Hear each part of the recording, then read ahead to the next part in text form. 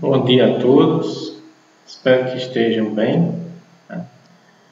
A aula de hoje, pessoal, ela já vai começar sobre as grandezas vetoriais da força relacionadas à lei de Coulomb, e a gente já vai dar início ao assunto conhecido como campo elétrico, certo? Então, a gente vai relembrar algumas coisas que a gente viu nas aulas anteriores. No caso, a lei de Coulomb, nós tínhamos duas cargas, Q1 e Q2, estavam a uma certa distância, em que a carga Q1, Q2 apresenta uma força de 1 para 2, assim como Q1 apresenta uma força de 2 para 1. Quando a gente imagina desse jeito, essas forças, nós temos a força eletrostática, ou chamada lei de Coulomb, que no caso seria quem? A constante K, que multiplica o módulo das cargas de Q1 vezes Q2, dividido pela distância ao quadrado. Certo?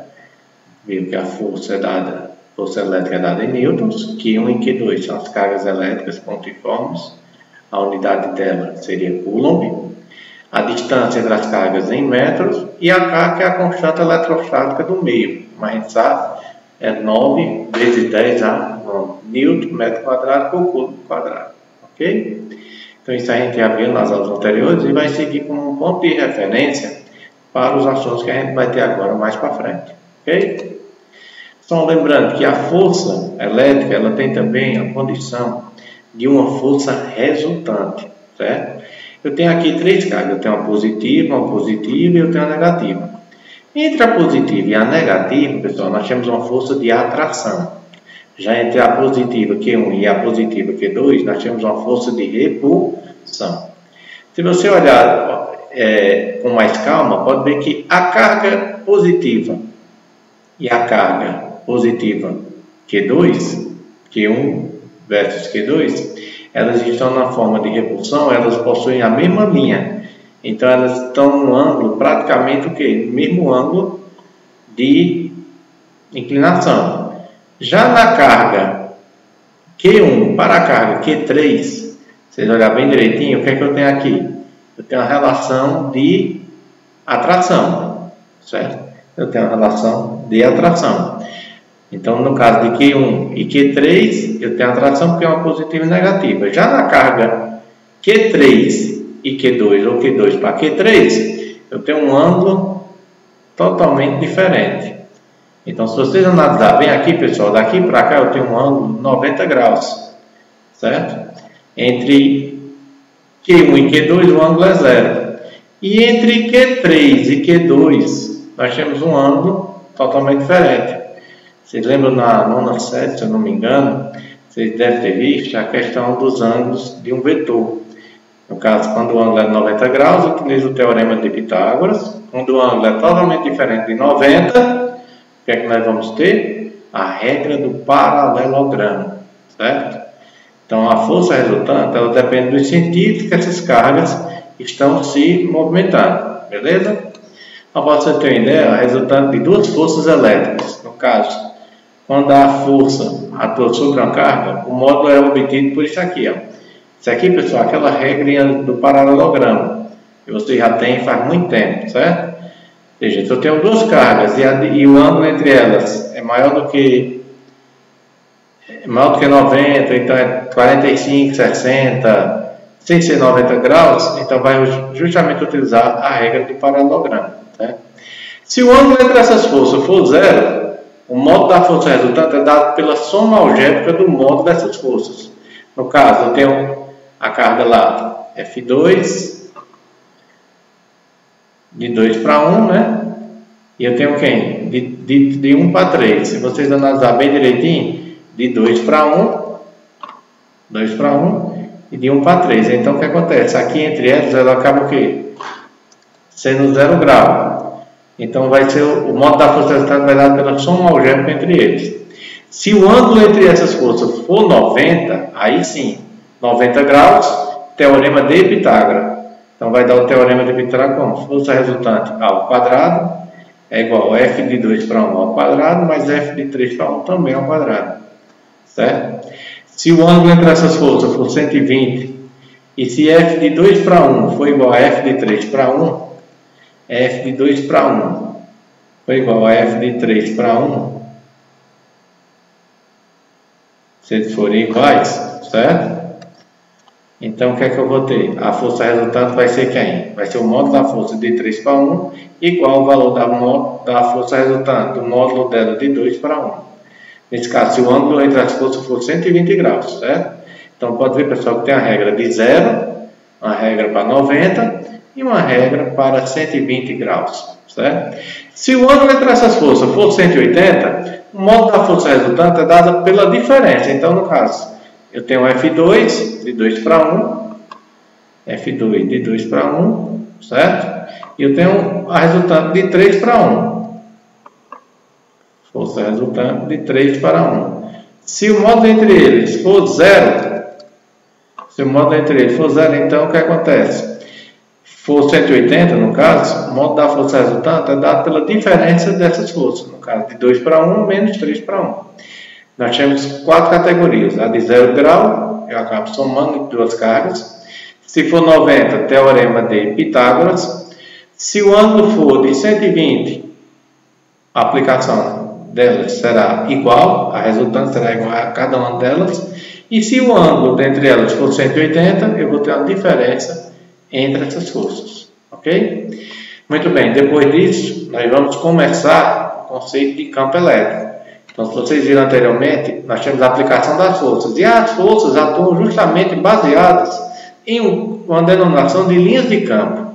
Por exemplo, quando a carga elétrica é positiva, certo? As linhas de campo são segmentos de reta no sentido oposto à da carga elétrica. Ou seja, quando a carga é positiva, o sentido das linhas de campo elas são o quê? Totalmente o oposto. Já ao contrário dele, nós vamos ter a condição da carga elétrica negativa. Os segmentos de reta, pessoal, já são por sentido da carga elétrica. Então, as linhas de campo atuam em duas situações. Quando a carga é positiva, a tendência do campo elétrico é o quê? Sentido oposto.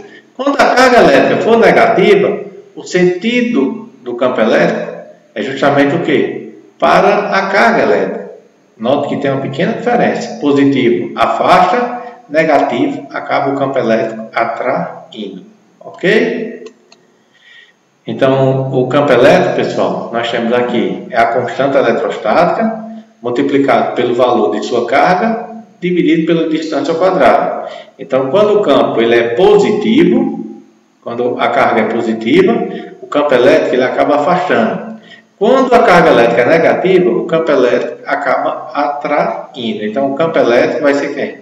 K vezes módulo da carga dividido pela distância ao quadrado, certo?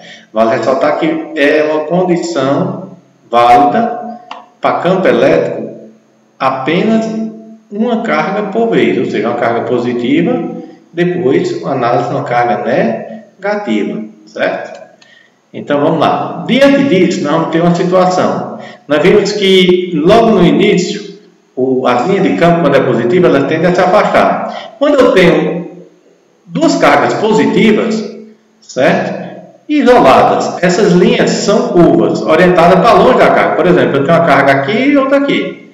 Sabe quem isso aqui aparenta muito, pessoal, pela questão da analogia? O ímã, quando você coloca nas duas partes que não conseguem se juntar. Ou seja, você vai tentar juntar e ele acaba o quê? Empurrando um para um lado e um para o outro. Então você tem o quê? Digamos, duas cargas iguais. Um exemplo, fazendo uma condição de analogia, seria duas cargas positivas e eles acabariam o quê? Se expulsando, certo? Já se elas fossem cargas negativas, certo? As linhas de campo, elas são o quê? Orientadas para a carga. Então, quando a carga é positiva, ela se afasta. Quando a carga é negativa, ela tende a se atraírem, certo? Então, vale ressaltar que essas linhas de força, quando são campos negativos, quando a carga é negativa, o campo elétrico ele vai direcionado para a carga. Já a positiva não, ela acaba se afastando dessa carga. Então, duas cargas elétricas negativas, viu? Nesse caso, não podemos comparar com o ímã. O ímã eu fiz analogia naquele caso. Nesse caso, o que acontece? Não dá para dizer que eu boto um positivo e negativo e atrair. Aqui são duas cargas negativas. Mas, professor, era para se afastar. Não se afasta porque nós estamos falando em campo elétrico. E a condição de campo elétrico é que quando a carga for negativa, ele vai atrair o campo elétrico para cima dela. Ok? Muito bem. E já quando as cargas são positivas e negativas, aí o que acontece? Vocês vão ter o quê? As linhas de campo são linhas curvas, ou seja, elas começam a vir do positivo e vai para o negativo. Pode ver que essa linha aqui, ó, saiu do positivo e acaba indo para o negativo. Essa sai do positivo e negativo. Essa vem aqui, positivo, e acaba voltando aqui, negativo. Então, quando as cargas são duas cargas opostas, as linhas de campo são curvas que saem da carga positiva e vão direto para negativo. Pode ver que ela sai do positivo e vai direto para o negativo, certo? Então, você imagina, no caso da bateria de um celular, ela corre o sistema todo em positivo e retorna no negativo. O negativo empurra, vai positivo e fica esse ciclo. É nesse ciclo, pessoal, que existem as linhas de forças para manter os equipamentos eletrônicos ligados, ok? Vamos lá?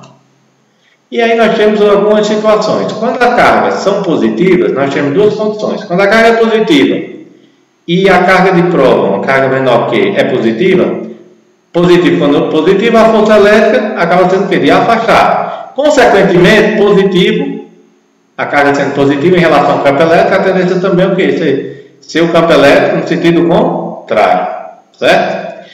O que é que nós temos agora? Nós temos uma carga positiva e nós temos uma carga de prova menor negativa.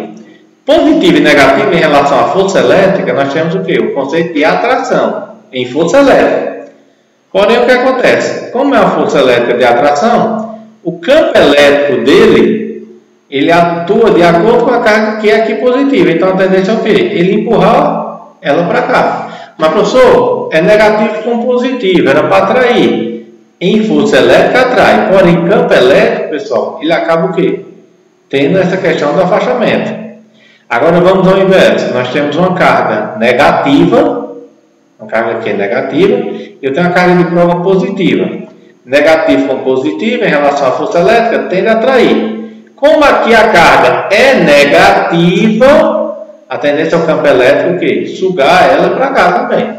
Na carga positiva aqui, pessoal, nós temos a carga de prova. Ela que vai dizer como é que vai ser. Se aqui é positivo e aqui é negativo, o campo elétrico dela é de expulsão, porém a força elétrica é de atração. Já a carga é negativa. O campo elétrico é o quê? As linhas todas vêm direto dessa carga. Consequentemente, a força elétrica vem para o negativo e a carga positiva aqui, o campo elétrico também vem para o negativo, porque vem tudo no mesmo sentido, ok? Agora nós temos o que? Uma carga que negativa. Como ela é negativa, o campo elétrico ele segue negativo, então ele vai ter o que? O sinônimo de atração. Porém, por ser negativa aqui, a força elétrica, como é negativa, ela já tem um contrário, ela vai ser do que? De repulsão. Vamos fazer só outra revisão rapidinha. A carga aqui é positiva, e aqui é positiva. A força é de repulsão, a força elétrica. Como ela é positiva aqui, pessoal, a tendência ao campo elétrico também tem o quê? Direcionado para fora da carga. A carga aqui é positiva, a carga aqui é negativa. A força elétrica é de atração. Porém, por ser positivo, o campo elétrico dele acaba expulsando, tentando expulsar essa carga negativa. Por quê? Porque vai dar conversão disso aqui, dessa carga positiva. Então, ela acaba o quê? Saindo fora. A carga agora é negativa. Se ela é negativa, a carga prova aqui é positiva. A força elétrica atrai. Por ser negativo, o campo elétrico, as linhas de campo é diretamente direcionadas para ela. No caso, a carga é negativa, o campo elétrico direcionado para ele. Porém, por ser negativo e negativo, a força elétrica é de repulsão. Aí paramos, pessoal, na definição da força elétrica. Força elétrica vai ser quem? Q vezes E. Certo? Ou para alguns, o E, que é o campo elétrico, pode ser a força elétrica dividida pela carga de prova. Vale ressaltar, pessoal, que aqui são as condições que vão existir o conceito de campo elétrico, certo? Então, só voltando aqui, ó, quando ela é positiva, ela tende a se afastar. Quando ela é negativa, o campo elétrico, a tendência é se atrair, beleza? Muito bem, vamos lá. Então, tem essas quatro condições aqui entre relação entre força elétrica e campo elétrico, ok? E o campo elétrico, pessoal, ele é dado também como uniforme. O campo elétrico ele é uniforme quando a região apresenta umas linhas de campo, umas linhas de condição de vetor de campo elétrico que apresentam intensidade, direção e sentidos constantes. O campo elétrico ele é dado uniforme porque com a mesma intensidade que esse campo elétrico está acontecendo nesse ponto, ele vai acontecer nas outras demais linhas, certo? Um campo elétrico uniforme, ele vai manter uma certa eficiência. Por quê? Porque a mesma quantidade de campo elétrico que tem numa extremidade vai ser a mesma quantidade de campo elétrico na outra extremidade. Então vai seguir o quê? A força em relação à carga de prova. Então vai manter essa mesma relação entre eles, certo? E um exemplo bem prático é entre duas placas. Eu tenho duas placas, certo? Placas planas, uma positiva e outra totalmente negativa. Quando a carga ela é colocada em placas, certo? Sentidos opostos, o campo elétrico é reduzido. Logo, ele só vai ser uniforme, pessoal, quando está justamente aqui no centro. Nessa parte mais externa, tanto na parte superior como na parte inferior, certo? O campo elétrico ele não vai ter tanta força, ele vai ser um pouco mais reduzido. Então, o campo elétrico vai estar o quê? Justamente nessa ponta aqui, ó. Certo? Nessa ponta que ela está acontecendo aqui, pessoal, fazendo analogia, é como se fosse uma bateria. No meio passa a corrente normal. Quando ela tem quando ela está tendo campo elétrico passando nas suas extremidades, ela vai ter um valor reduzido. Então ela vai ter um desgaste. E esse desgaste de campo elétrico vai ter justamente o quê? Uma energia térmica dispensada. Ou seja, ela vai ser o quê? Dispensada no sistema. Então, no caso de duas placas, o campo elétrico é reduzido nas bordas. Porém, no centro, ele acaba se tornando um pouco mais uniforme, certo? Muito bem, pessoal, isso aí foi só o assunto sobre campo elétrico, certo? Espero que vocês tenham gostado. Nas próximas aulas eu trago algumas questões em que a gente vai falar um pouco sobre essas condições de campo elétrico e as suas aplicações nas questões, ok? Tchau, tchau, até a próxima aula.